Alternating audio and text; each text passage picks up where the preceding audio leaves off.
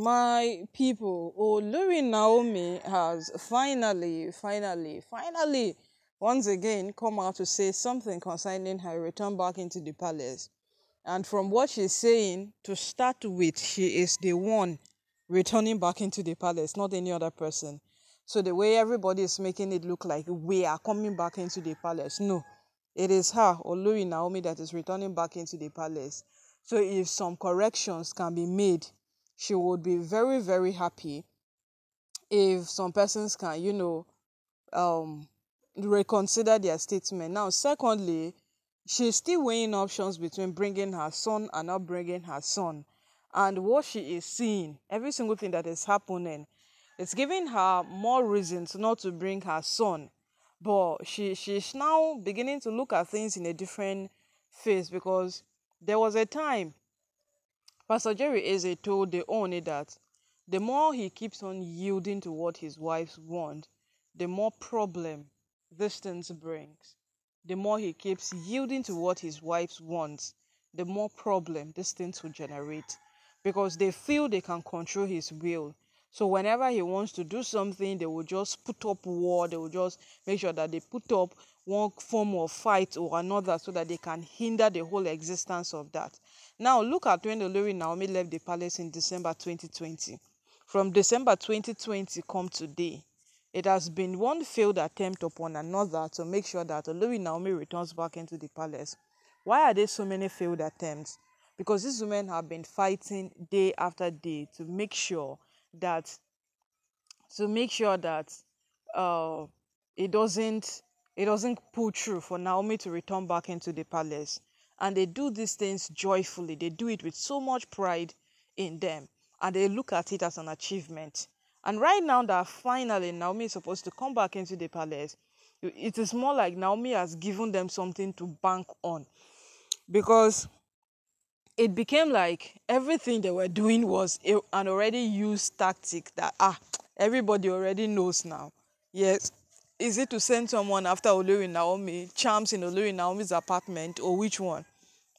But this particular one, that they are making the environment toxic in such a way that Tedinikawa cannot return to come and be in such a toxic and an unbearable environment.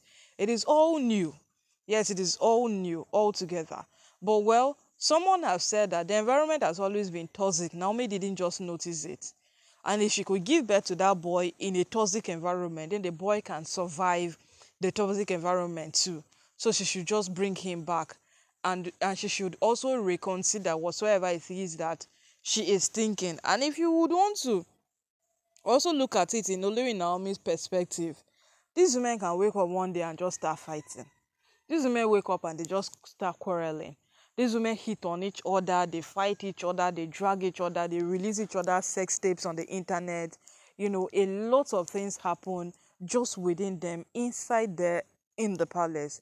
And nobody is finding it that convenient again, because they say that when an issue becomes consistent, it is likely to cause a lot of trouble. And right now, this issue is causing more and more trouble in the palace for the Oni himself. So believe me or not, the Oni will not even cherish whatsoever it is that these women will have to present or offer or do anything. And right now, it is affecting his efforts that he has put in for years to make sure that nothing happens, nothing comes out, nothing occurs. That is affecting his effort. And let's learn to call a spade a spade. Yes, Olori Naomi doesn't want to bring her son back into the palace. It seems like she's being unfair.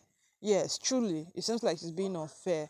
But let's also begin to weigh the options. What if Tedene comes back into the palace, and that's exactly when this woman feels like, okay, let's set the palace on fire. Remember what happened when they said Naomi was going to come back after Olojo festival? That's last year. What happened? There was series and puzzles of fight that these women pulled up, that they even completely forgot about Olori Naomi's return into the palace. That's how bad it was.